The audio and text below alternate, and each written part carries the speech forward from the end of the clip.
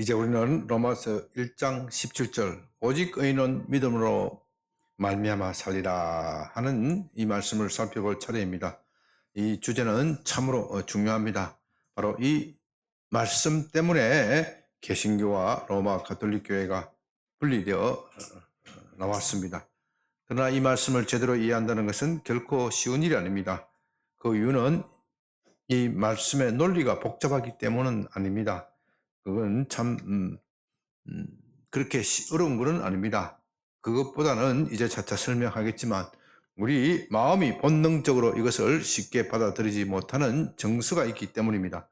우리 마음은 믿음으로 어려워진다 하는 교리를 본능적으로 싫어합니다. 그것보다는 우리 행위로 어려워진다는 것을 더 좋아합니다. 믿음으로 어려워진다는 것은 우리 자신의 공덕이나 행위가 아니라 하나님의 은혜, 하나님의 은총으로 어려워지는 것이고 또한 하나님의 은혜, 하나님의 은총으로 구원을 받는다는 것입니다. 공짜는 좋은 것이죠.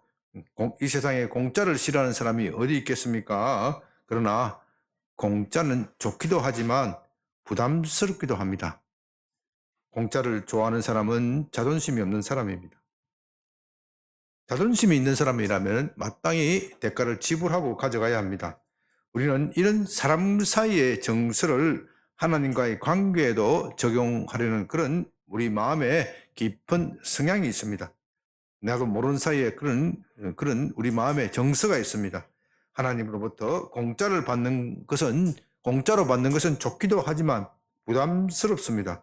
다음에 내게 또 무엇을 요구할까? 그런 불안감이 있지요. 내가 대가를 지불하지 않고 받으면은 하나님이 혹시 나중에 대가를 요구하는 것이 아닐까? 이런 마음의 불안이 있단 말입니다. 그 알량한 자존심 때문에 은혜로 구원을 받는다 하는 진리를 이해하지 못합니다. 오늘 제가 이 진리에 대해서 이제부터 본격적으로 말씀하게 될 것인데 들을 때는 이해를 하는 것 같아가 교회를 나서면은 어떻게 돼요? 다 쏟아내 버립니다. 왜냐하면 우리 마음속의 본능이 그것을 밀어내기 때문입니다. 그래서 이 교리에 대한 비난도 많고 오해도 많습니다. 특히 중세 로마 가톨릭 교회는 이 말씀을 제대로 이해하지 못하였습니다. 우리가 구원을 얻기 위해서는 믿음도 있어야 하지만 착한 행실, 우리의 착한 공덕도 필요하다. 그렇게 주장합니다. 그래서 로마 교회의 구원 교리는 믿음 플러스 행위입니다. 믿음도 필요하지만 행위, 우리의 공덕도 있어야 한다는 겁니다. 로마 교회 지도자들은 이런 교리를 악용하여 백성들을 착취하였습니다. 우리는 이런 중세 교회의 부패상에 대하여 잘 알고 있습니다. 사람들은 교회가 정해놓은 공덕, 그 조건을 충족하기 위하여 온갖 노력을 다 하였습니다. 우리는 이런 공덕에 대해서 채우지 못하면 지옥 간다. 그 지옥 가는 데 대해서 나중에 다시 말씀드리겠지만 별 부담을 느끼지 않습니다. 왜요? 이 세상은 천국이나 지옥이라는 것이 어디 있느냐? 그러나 중세시대 사람들은 이것을 확신하였습니다. 사람이 죽고 나면 천국과 지옥이 갈라지는 것이고 그 교회가 정해놓은 조건을 충족하지 못하면 나는 지옥 갈 것이다. 이렇게 불안에 떨었습니다. 교회는 그것을 악용하여 사람들을 착취한 것이죠.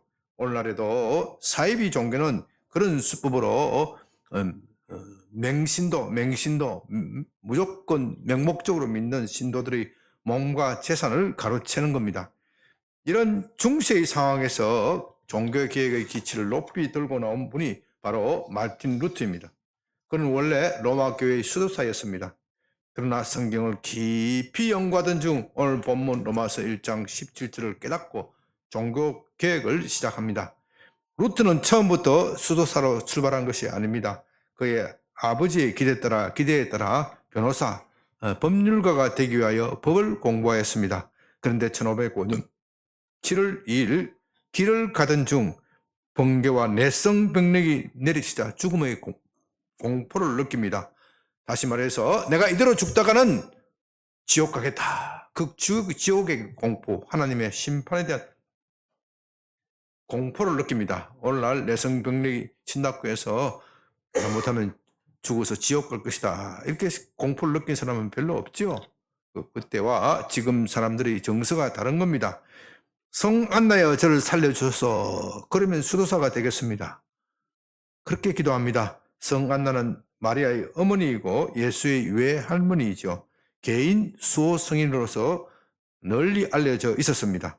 지금 생각하면 루터가 그런 기도를 했다는 것은 참 말도 안 되는 것이지만 중세 시대에는 그런 미신적인 신앙이 민간에 널리 퍼져 있었습니다.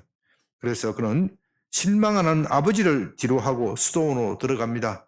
당시 수도사는 엄격한 규율 속에서 금욕 생활을 하면서 살았습니다. 청빈과 순결, 복종의 제약을 거쳐서 상위 수도사에 대한 철저한 복종, 주기적인 금식, 차가운 독방에서 매일 7번의 침묵 기도, 그리고 정적을 지켜야 합니다. 뛰어서도 안 되고 게으른 사람처럼 너무 늦게 걸어서도 안 됩니다. 여러분 잘 들어보십시오. 수도사의 하루 일상생활이 어떻게 되는지 새벽 2시에 기상합니다. 성경과 수도원 규칙을 읽고요. 아침 6시 기도해. 아침 9시 미사, 정오 12시 미사, 그리고 첫 식사입니다. 오후 3시 미사, 오후 5시 기도 모임, 저녁 6시 저녁 식사, 그리고 7시 마지막 기도회, 그리고 8시 취침입니다. 아마 저나 여러분 같으면 며칠도 못 견디고 뛰쳐나갈 것 같습니다. 루터는 이런 수도원 생활에 아주 모범적이었습니다. 루터가 중세 교회의 부패를 고발하는 저 유명한 95개조 조항을 비텐베르크 성당에서 발표하였을 때 교황이 그를 즉시 파문하지 못한 이유는 그가 흠잡을 데 없는 모범적인 수도사였기 때문입니다. 그러나 루트는 이런 엄격한 고행 속에서도 자신의 구원을 확신하지 못하여 늘 불안에 떨었습니다. 불안에 떨면 떨수록 수도원의 규율과 금육 생활에 집착하였습니다. 내가 아직도 부족하다. 나의 고행이 부족하다. 잠을 자지 않고 깨어있기, 기도하기 등의 일로 자기 자신을 죽게 만들 정도로 괴롭혔지만 여전히 구원을 확신할 수 없었습니다. 그러다가 대학의 교수로 임명되고 로마로 방문하게 됩니다. 로마에서는 그가 평소 보고자 했던 교황청을 비롯한 여러 위대한 건축물과 기독교 유적을 보았지만 정작 그가 기대하였던 경건은 보지 못하였습니다. 교황을 비롯한 성지자들의 부패와 도덕적 타락, 믿음이 없고 경건치 못한 사제들이 기계적으로 집례하는 미사, 이런 것을 보고 아주 실망합니다. 수도사는 일반 시민들과 어울려 주색 잡기에 빠져 있었습니다. 독일의 수도원과는 전혀 다른 분위기입니다. 당시 세계 종교의 중심지, 기독교의 중심지인 로마에는 이미 부패로 가득하였습니다. 그는 나중에 로마에서 감행되는 죄악과 파렴치한 행동은 아무도 상상할 수 없다. 그것은 실제로 가보지 않으면 믿을 수 없는 일이다.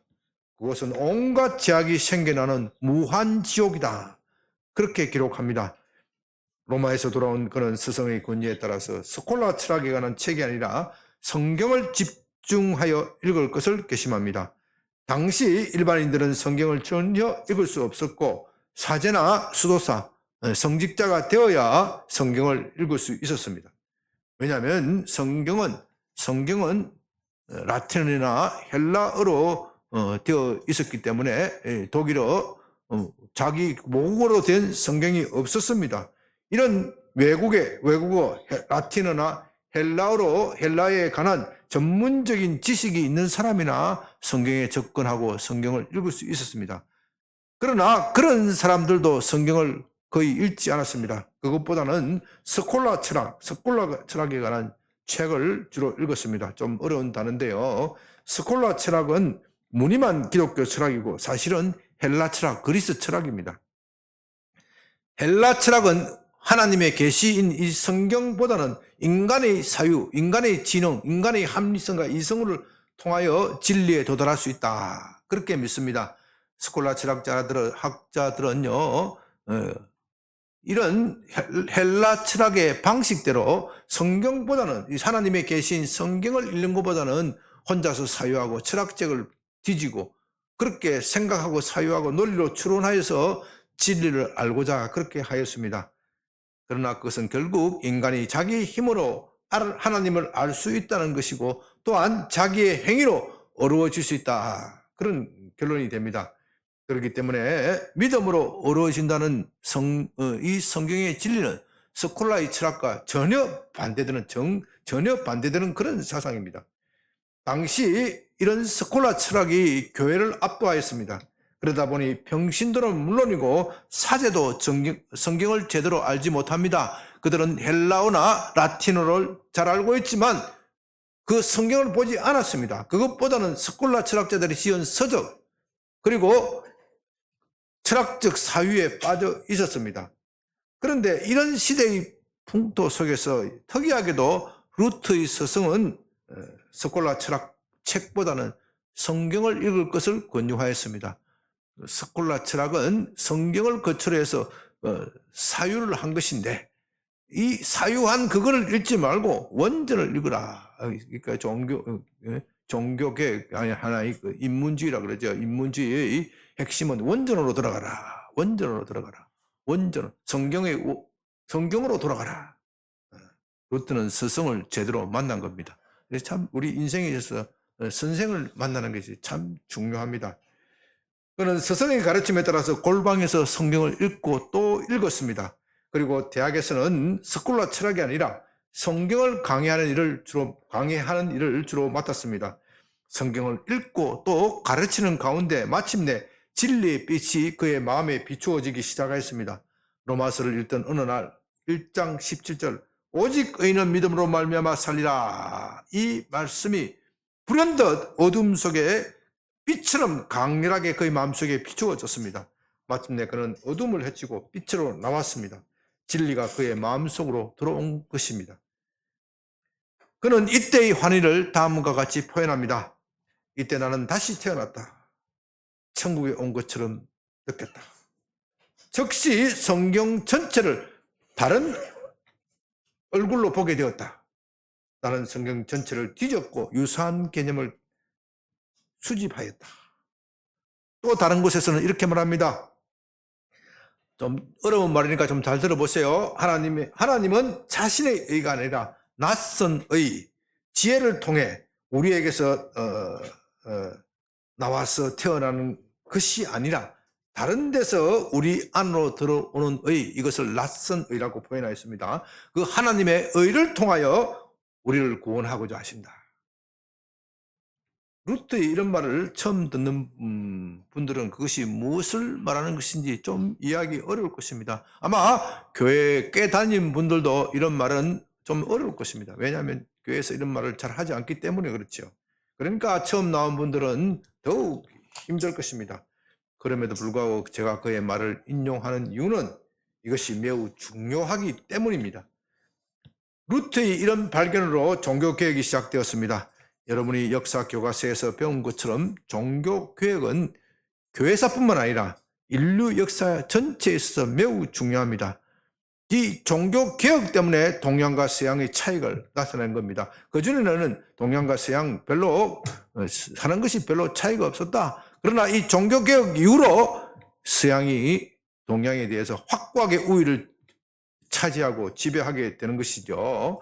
루트가 없었더라면, 그리고 종교개혁이 일어나지 않았더라면 기독교도 여전히 이슬람과 같은 반문명, 맹목적인 종교로 남았을 것입니다. 사람들은 신을 위한다는 명목으로 자살 테러하는 일이 기독교 안에서도 자행되었을 것입니다. 그렇기 때문에 루트가 없었더라면 오늘날 우리가 누리는 자유도 없고 민주주의도 없고 번영도 없었을 것입니다. 인류는 여전히 야만 상태로 남아 있었을 것입니다. 그런데 루트의 발견은 그가 독창적으로 생각해낸 것이 아닙니다. 그것은 오래전에 이미 성경에 기록된 것입니다. 그는 단지 성경을 연구하면서 그것을 재발견한 것입니다. 다시 말해서 성경에 이미 그것이 기록되어 있지만 사탄이 그 성경을 제대로 읽지 못하도록 사람들의 눈을 가린 것입니다. 그러나 성령께서 그에게 눈을 열어주시고 마침내 그로 하여금 진리를 보게 한 것이죠. 그렇기 때문에 루터가 발견한 로마서 1장 17절의 의미를 제대로 안다면 이 로마서 전체를 공부한 것이나 마찬가지입니다. 그래서 제가 루터의 이야기를 길게 한 것입니다. 여러분이 시간이 되신다면 김균진 교수라는 분이 저술한 루터의 종교개혁 이 책을 좀 읽기를 권유합니다. 좀 두껍기는 하지만요. 그러나 참 문체가 쉽게 되어 있기 때문에 평신도가 읽어도 충분히 소화가 될 수 있을 것입니다. 의인은 오직 믿음으로 살리라는 교리는 참으로 탁월합니다. 그것이야말로 로마서뿐만 아니라 성경 전체를 잘 요약하고 있습니다. 그러나 제가 처음 말씀드린 바와 같이 이 교리를 제대로 이해하기는 쉽지가 않습니다. 그것은 이 교리가 어려운 것이 아니라 우리 마음이 그것을 받아들일 준비가 되어 있지 않기 때문입니다. 이걸 잘 들으셔야 돼요. 이 교리는 결코 어렵지 않습니다. 아침에도 일부 설교 끝나니까 목사님 너무 설교가 어렵습니다. 설교가 어려운 것이 아니고요. 우리 마음이 어려워서 당신이 이 교리에 대해서 받아들일 준비가 안 돼 있다. 그래도 어렵대. 그러니까 자기 마음이 준비가 안 돼 있는 것을 탓하지 않고 자꾸 이 교리가 어렵다고 그렇게 말하는 거예요. 요즘 사람들은요, 요즘 믿는 사람들은 우리가 믿으면 어려워지고 구원을 받는다고 했으니 그것으로 그만이지 또 무슨 교리를 공부하느냐 그렇게 반문하는 경향이 있습니다. 그런 사람들 중에는요, 성경을 열심히 읽기를 좋아하지만 교리는 별로 좋아하지 않습니다. 그건 참 착각이죠. 성경은 우리에게 기독교의 진리, 이 교리에 대해서 말씀하고 있는데 나는 교리는 필요 없고 성경만 열심히 읽겠다. 속된 말로요, 멸치도 문어 집에는 시집이 안 간다 그러죠. 뭐가 없어서요? 뼈가 있어야지. 뼈대가 없는 신앙이 뼈대가 없는 신앙. 그렇게 하면 안 되는 거예요. 우리는 이 교리를 공부하고 또 공부해야 합니다. 무엇보다도 성경이 우리에게 그렇게 할 것을 권면하고 있습니다. 베드로전서 1장 10절 베드로전서 1장 10절 이 구원에 대하여는 너희에게 임할 은혜를 예언하던 선지자들이 연구하고 부지런히 살폈어. 이 선지자들이란 하나님으로부터 직접 계시를 받은 분이지만 그들도 구원의 교리를 부지런히 살피고 연구하였다. 성경을 부지런히 뒤지고 찾고 연구하였다. 이 구원 교리에 대해서 그들도 부지런히 공부했다는 겁니다. 또 12절에서는 이렇게 말합니다. 이 섬긴 바가 자기를 위한 것이 아니요 너희를 위한 것임이 계시로 알게 되었으니 이것은 하늘로부터 내리신 성령을 힘입어 복음을 전하는 자들로 이제 너희에게 알린 것이요. 뒷부분이 중요합니다. 천사들도 살펴보기를 원하는 것이라. 천사들도 이 구원 교리가 너무나도 감탄스러운 것이라서 보고 또 보고 연구하고 또 연구했다 이것입니다. 선지자들이 그리고 천사들이 이 구원 교리를 그렇게 열심히 공부하였다면 왜 우리가 이 구원 교리를 등한시해야 합니까? 그러나 오늘날 사람들은 구원 교리를 대하여 깊이 생각하지 않습니다. 그저 믿음으로 구원을 받는다고 했으니 기독교의 모든 교리를 다 알고 있는 것처럼 생각합니다. 나머지 모든 교리는 별로 소용이 없는 것이다. 나는 믿음으로 구원을 받았다. 그것으로 끝이다. 성경만 부지런히 읽고 그것만 적용만 하면 된다. 오늘 우리의 교회가 약해진 것도 바로 이런 이유 때문입니다. 사실 우리가 믿음으로 구원을 받는다는 이 교리를 제대로 이해만 한다면 교회는 매우 강력해집니다. 여러분 루트를 보십시오. 그는 인간적으로 보면 참으로 연약한 인간입니다. 그는 군대도 가지지 않았고 교황처럼 로마의 교황처럼 높은 지위에 있지도 않았습니다. 그저 독일에 있는 한 수도사, 무명의 수도사에 불과합니다. 그런 그가 무엇을 할 수 있겠습니까? 그러나 그는 당시 세계 종교 권력은 물론이고 세속의 권력도 장악하고 있는 그 거대한 로마에 대항하여 마침내 싸워서 이겼습니다. 루터의 그런 힘은 어디서 나온 것입니까? 그것은 오직 의인은 믿음으로 살리라 하는 이 교리를 깨달으면서 나온 것입니다. 이처럼 이 교리가 주는 힘은 매우 강력합니다. 오늘날 교회가 약화된 것도 이 교리를 제대로 가르치지 못하였기 때문입니다. 그래서 우리도 이 진리를 부지런히 연구하고 또 부지런히 가르쳐야 합니다. 지난 주 3부 예배에서는 제가 예레미야에 대하여 말씀드렸습니다. 예레미야는 유다 왕국 마지막 시기에 활동한 눈물의 선지자라고 하지요. 그는 사람들에게 당신들은 그렇게 살다가는 나라가 망할 것이다. 당신들이 멸망받을 것이다. 쉽게 말하면 지옥 갈 것이다. 그렇게 경고하였습니다. 그러나 사람들은 그의 말을 듣지 않았습니다. 나라가 망한다, 지옥에 간다. 그의 말을 듣기가 너무 싫어서 그를 이집트로 끌고 가서 죽이기까지 하였습니다. 우리가 보기에는 예레미야를 그렇게 죽인 사람들은 참으로 정신없는 사람으로 보이지만, 그러나 그들은 그들 나름대로 그럴 이유가 있었습니다. 그들은 자신들이 하나님의 선택을 받은 선민이기 때문에 절대로 망하지 않을 것이다. 참 이상한 확신이 있었습니다.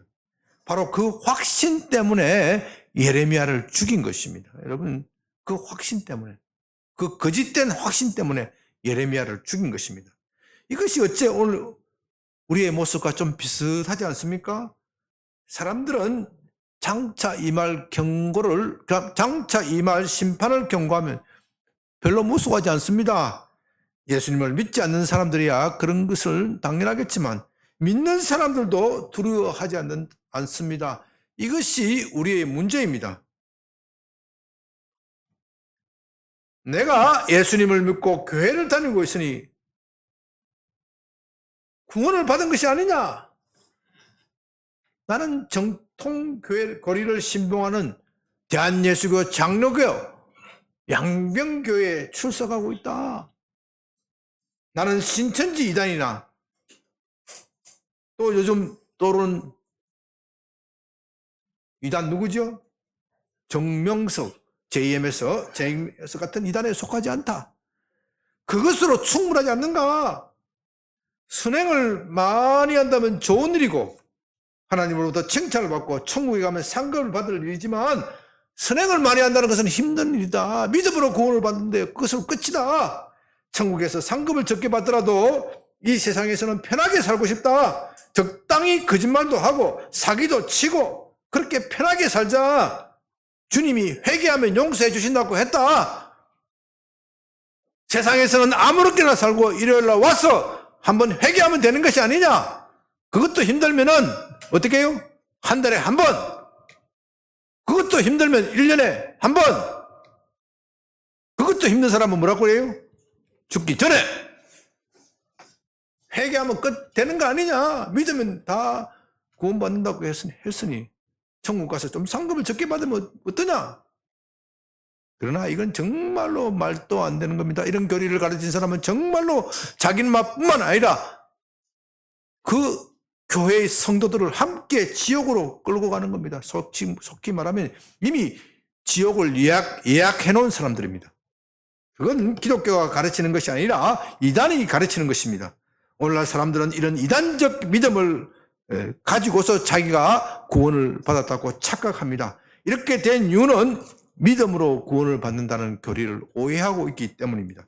그래서 우리는 이 교리를 철저히 공부해야 합니다. 여기에 많은 시간과 노력을 투자해야 합니다. 사람들은 어떻게 먹고 살 것인가,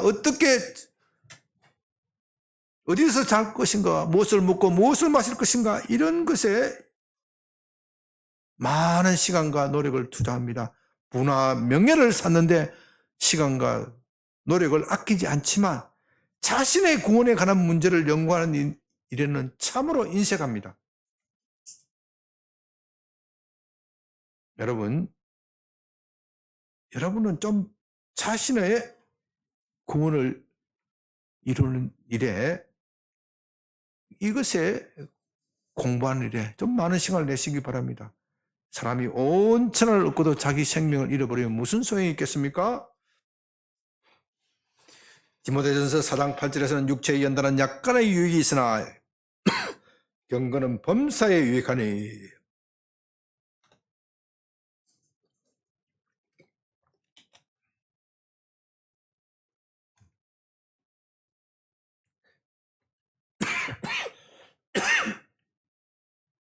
금생과 내생에 약속이 있다고 했습니다.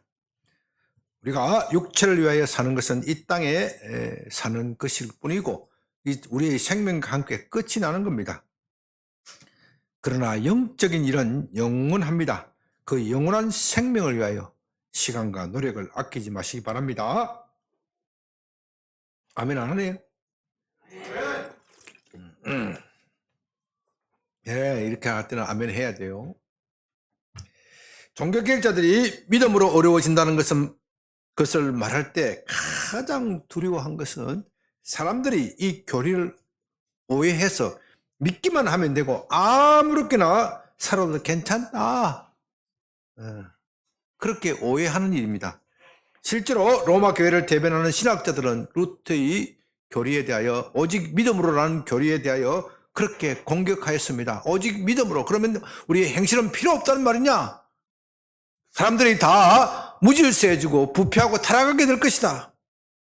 그러나 믿음으로 어려워진다는 것은 그런 교리가 아닙니다. 그건 이 교리를 완전히 잘못 이해한 것입니다.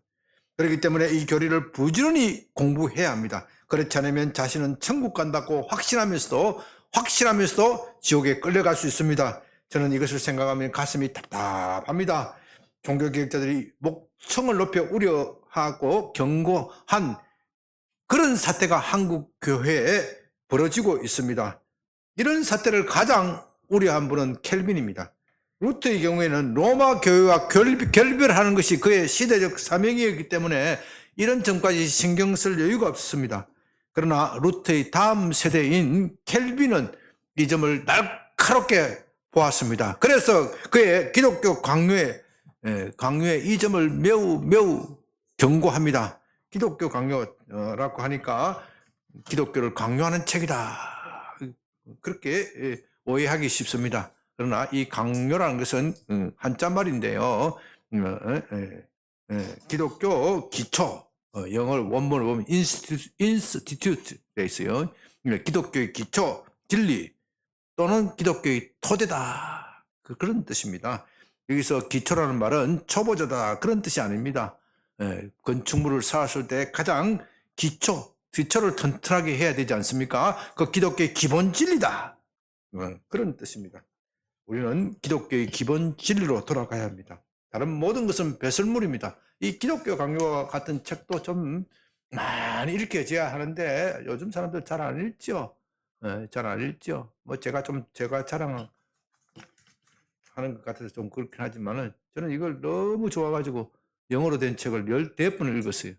그러니까 기독교 강요가 14번을 읽으니까 정말 조옥처럼 깨어지고 참 좋더라고요. 좀 신학을 제대로 공부하는 사람, 신학생들도 잘 안 읽어요. 기독교 강요를 잘 안 읽어요. 참 큰일입니다. 스콜라 철학은요, 배설물입니다. 그건 기독교에 관한 사유일 뿐이고 기독교 자체가 아닙니다.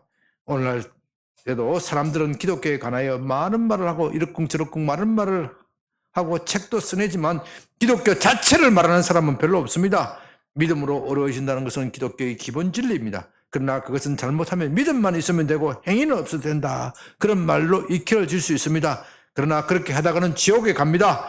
우리는 이런 오류를 피하기 위하여 로마서를 공부하고 또 공부해야 합니다. 제가 믿음으로 어려워진다는 것을 본격적으로 설명하기 앞서 이렇게 서론적으로 길게 말한 이유는 이 교리가 참으로 중요하기 때문입니다. 이제 앞으로 계속되는 로마서 강해는 이 교리를 중심으로 설명할 것입니다. 그러나 이 교리는 참으로 장중하기 때문에 1시간 내에 모든 것을 다 설명할 수는 없습니다. 물론 개요에 대해서 설명할 수 있지만 그것을 제대로 이해하기 위해서는 여러 차례 적어도 20-30분의 강의는 필요합니다. 앞으로 로마서 강의를 하면서 이것을 집중적으로 말할 것입니다. 오늘은 그 가운데서도 가장 중요한 하나님의 의에 대하여 말씀드립니다. 1장 16절 내가 복음을 부끄러워하지 아니하노니 이 복음은 모든 믿는 자들에게 구원을 주시는 하나님의 능력이라. 문제는 유대인에게요 그리고 헬라인에게로다. 이 16절에 대하여는 지난주에 자세히 살폈습니다. 사도는 자신이 복음을 부끄러워하지 않는다는 말로 나는 복음을 매우 자랑스럽게 여겼다 그렇게 말하고 있습니다. 사도가 복음을 자랑스럽게 여기는 이유는 복음이 모든 믿는 자에게 구원을 주시는 하나님의 능력이 되기 때문이라고 말합니다. 그렇다면 하나님의 능력이란 말은 무슨 뜻일까요? 물론 하나님은 능력이 많으십니다. 그것을 모르는 사람이 어디 있겠습니까? 천지를 창조하신 분이 못하실 일이 무엇이 있겠습니까?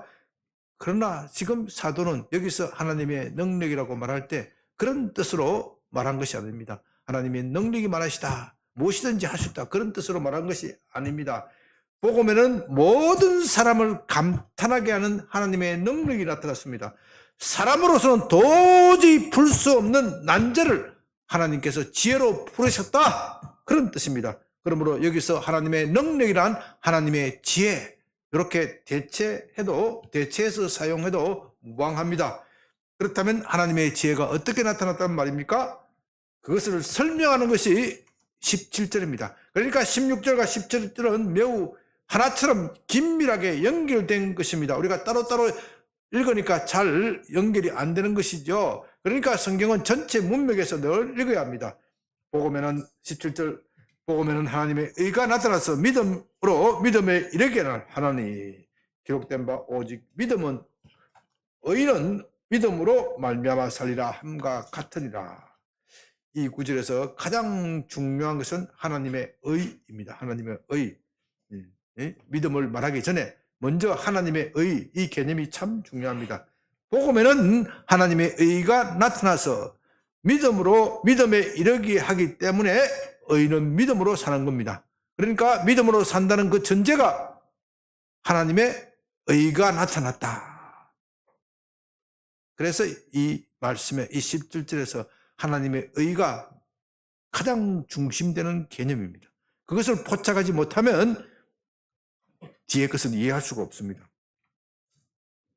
의라는 것은 올바르다, 정신이 똑바르다, 착하다 그런 뜻입니다. 그것은 일반적인 의미이고 성경에서 의를 사용할 때 그렇게 크게 다르지 않습니다. 그러나 성경에서 의라는 말에는 또 다른 것이 추가되어 있습니다.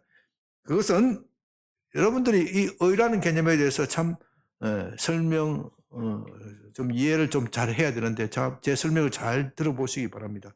의라는 것은 성경에서 의라는 것을 사용할 때 이 의라는 것은 우리가 하나님께 가기 위해서 반드시 있어야 할 무엇, 요새 네모하잖아요. 무엇, 그것입니다. 의라는 것은 우리가 하나님께 가기 위해서 반드시 가지고 있어야 할 그것입니다.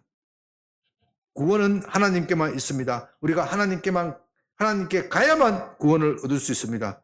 그런데 하나님께 가려는 사람은 무엇이 있어야 한다고요? 의가 있어야 합니다. 의. 의인의 반대는 죄인이죠. 죄인은 결코 하나님께 갈 수가 없습니다. 뭐 때문에요? 의가 없기 때문에. 의인은 구원을 받고 죄인은 지옥에 갑니다. 이것은 성경이 가르치는 진리이고 또 우리의 본능 속에 숨겨져 있는 그런 진리입니다. 여기에 대해서 아무도 이해를 걸 사람이 없습니다. 죄인이 어떻게 천국에 갈 수 있습니까? 의인은 지옥에 갈 수가 없습니다. 의인은 반드시 천국에 가는 겁니다. 하나님은 어렵습니다. 죄인은 하나님 앞에 설 자리가 없습니다. 하나님은 완전한 어려우신 분이기 때문에 죄를 조금도 용납하지 않습니다. 여러분, 조금도 용납하지 않습니다. 이것이 중요합니다. 죄가 조금이라도 있으면 어떻게 해요? 천국에 못 갑니다. 그것이 하나님의 의입니다. 하나님은 완전한 빛입니다. 어둠이 조금이라도 있는 사람은 하나님께 갈 수가 없습니다. 빛과 어둠은 공존할 수가 없는 것입니다. 이것을 좀 더 구체적으로 말한다면요, 의인이란 하나님이 주신 계명을 지키는 사람입니다. 로마서 2장 13절에서 하나님 앞에서는 율법을 듣는 자가 아니라 어떤 자가 의인이라고요? 율법을 행하는 자, 오직 율법을 행하는 자라야 어렵다 하심을 인정받는다. 그렇게 말합니다. 이스라엘은 하나님과 약속하였습니다. 그것은 출애굽기 20장에 상세히 나와 있고 우리는 출애굽기 강의에서 그것을 배웠습니다. 하나님은 이스라엘 백성을 이집트에서 구원해내시고 시내산에서 그들과 약속합니다. 그들이 계명을 잘 지키면 그들을 하나님의 소유로 삼고 제사장 나라 거룩한 백성이 되게 해주겠다. 쉽게 말하면 그들을 구원하여 주시겠다. 하나님이 모세를 통하여 그렇게 제안하자 백성들은 일제히 그렇게 하겠다. 우리가 하나님의 계명을 잘 지키겠습니다. 그렇게 대답하였습니다. 그렇게 함으로써 하나님과 이스라엘 사이에는 일종의 계약 또는 언약이 성립되었습니다. 이제 이스라엘 백성은 하나님의 계명을 잘 지키면 뭐가 된다고요? 의인이 되는 겁니다. 의인이 되는 겁니다. 그는 하나님 앞에서 올바른 사람, 의인으로 인정되어 구원을 받을 것입니다. 그러나 계명을 지키지 못하면 죄인이 되어 지옥에 떨어질 것입니다. 그것이 하나님의 의를 이루는 성경에서 가장 일반적인 방법입니다. 그런데 로마서 1장 17절에서 말하는 하나님의 의는 그것을 말하고자 하는 것이 아닙니다. 이 점에 대해서는 루터가 처음에 완전히 오해한 것입니다. 전혀 반대 방향으로 생각한 것입니다. 그래서 그는 수도원에서 철저한 금욕 생활을 하였음에도 불안에 떨었습니다. 누가 하나님의 의를 이룰 수 있겠습니까? 누가 하나님의 십계명을 제대로 다 지킬 수 있겠습니까? 그건 형식적으로는 지킬 수 있지만 실질적으로는 지킬 수 없는 것입니다. 그 이유는 우리의 마음이 부패했기 때문입니다. 십계명의 본질은 하나님을 사랑하고 이웃을 사랑하는 것입니다. 십계명의 외형을 지킨다고 해서 그것은 지킨 것이 아닙니다. 하나님을 사랑하고 이웃을 사랑해야 다 지킨 것입니다. 그것도 온전한 사랑을 말하는 겁니다. 적당한 사랑이 아닙니다. 형식적으로 흉내내었다고 해서 되는 것이 아닙니다. 자신의 온몸을 다하여 사랑해야 지키는 것입니다. 그러나 우리는 본질적으로 이기적인 존재입니다. 하나님보다는 자신을 더 사랑하고 이웃보다는 더 자신의 이익을 챙깁니다. 그래서 우리는 의인이 될 수 없습니다. 아무리 금욕생활을 하더라도 하나님의 의에 이르지 못합니다. 바로 이것 때문에 루터가 고민에 빠진 것입니다. 복음에는 하나님의 의가 나타났으니 바로 이것 때문에 복음도 구약하고 별 차이가 없는 것이죠. 아니 복음은 하나님의 의가 나타났으니까 구약에서는 모세를 통해서 말씀하셨는데 이제는 예수님을 통해서 말씀하시니까 어떻게 해요? 그 계명이 더욱 무거워지는 겁니다. 더욱 무거워지는 겁니다. 십계명보다는요 산상수훈이 더욱 무거운 거예요. 더욱 무거운 거예요. 십계명은 외형적인 것에 중점을 두지만 산상수훈은 내면에 중점을 둡니다. 복음은 하나님의 의가 나타났으니 예수님이 우리에게 새로운 계명을 준다고 해서 너희를 서로 사랑하라. 내가 너희를 사랑한 것처럼 너희도 서로 사랑하라. 이건 너무너무 무거운 거예요. 그렇게 해석을 한 겁니다. 그 때문에 그는 철저한 고행에도 불구하고 이 고민에서 헤어나오지 못하였습니다. 불쑥 떠오르는 마음의 죄악 때문에 번민에 빠지고 자신은 지옥에 갈 것이다. 그 두려움에 떨었습니다. 그런데 어느 날 로마서 1장 17절을 다시 보게 됩니다. 그는 그 이전에도 그 말씀을 수도 없이 읽었지만 하나님의 일은 내 힘으로는 도저히 도달할 수 없는 무거운 짐이라고 생각하였습니다. 그런데 어느 날 그 말에 참된 의미를 깨닫게 됩니다.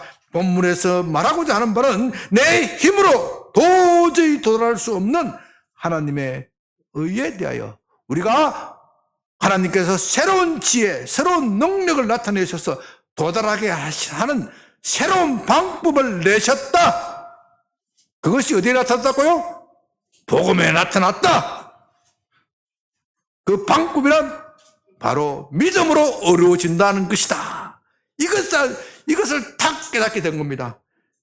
우리에게는 이것이 너무나도 자연스럽습니다. 우리는 이런 교리를 너무나도 들었기 때문에 자연스럽습니다. 그러나 이미 가톨릭 교회의 중세교회의 행위구원으로 그 머릿속부터 발끝까지 그 편견으로 가득 차 있었던 루트에게는 이 말씀이 들어올 여지가 없었던 겁니다. 그렇기 때문에 그는 수없이 이 성경을 읽어도 이 말씀의 참된 의미를 깨닫지 못하였던 것입니다. 그러나 이제 이런 깨달음이 오자 그를 둘러싸고 있던 모든 흑암의 구름이 사라져 버렸습니다. 그런 진리를 깨닫고 흑암에서 해방되었습니다. 그의 마음속에는 환희가 가득 찼습니다. 그가 고백한 대로 나는 이제 새로 태어났다. 나는 천국에 도달하였다. 비로소 하나님의 은혜를 깨달은 것입니다. 그러니까 그는 지금까지 17절에서 사도가 말하는 하나님의 의를 사도가 의도한 대로 생각한 것이 아니라 전혀 반대로 생각한 것입니다. 사도는 우리 행실 외에 다른 방법으로 하나님의 의를 이루는 방법이 복음에 나타났다 그 말을 하는 것인데 루터는 그걸 모르고 자기의 의로 자기의 힘으로 애써 하나님의 의를 이루려고 했던 것입니다. 성경은 언제나 전체 문맥에서 읽어야 합니다. 그렇지 않으면 루터처럼 은혜로운 말씀도 오해해서 불안에 떨 수 있습니다. 아니 루터만 그런 것이 아니고 그 시대 사람들은 다 그렇게 하였습니다. 그러니까 이 사탄이 얼마나 이 교리를 싫어하는지 여러분 아시겠습니까? 이제 말씀을 마치면서 우리 시대 이야기를 좀 하겠습니다. 우리 시대는요 루터와는 전혀 다른 방향에서 고민해야 합니다. 그 시대 사람들은 어떻게 하면 내가 하나님의 의를 이룰 수 있을까? 그게 그 시대 사람들의 고민이었습니다. 그러나 우리 시대 사람들은요 그런 것을 별로 고민하지 않습니다. 하나님의 의라는 말은 대부분 성도들이 처음 듣는 말입니다. 양변교에 왔어야 조금 들을지 모르지만은 양변교에 와서도 처음 듣는 분들이 많을 겁니다. 하나님의 의, 도대체 무슨 말을 하는 것인가? 모르니까 설교가 끝나면은 목사님 너무 어렵습니다. 아니 성경에 계속해서 하나님의 의를 말하는데 그것이 어렵다면 신앙생활을 간둬야지. 그걸 부지런히 배울 생각을 하지는 않고 말이지 어렵다는 말을 하면 안 돼요.